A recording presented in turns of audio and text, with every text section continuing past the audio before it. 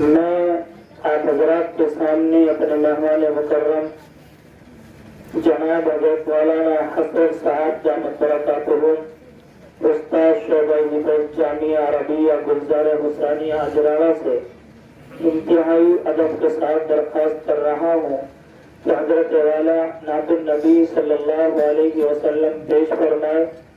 मैं हजरत को शेर के साथ दावत देता हूँ।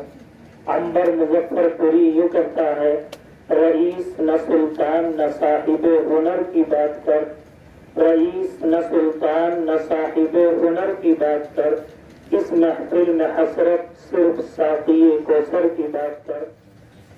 जब तेरे होठों पर लाते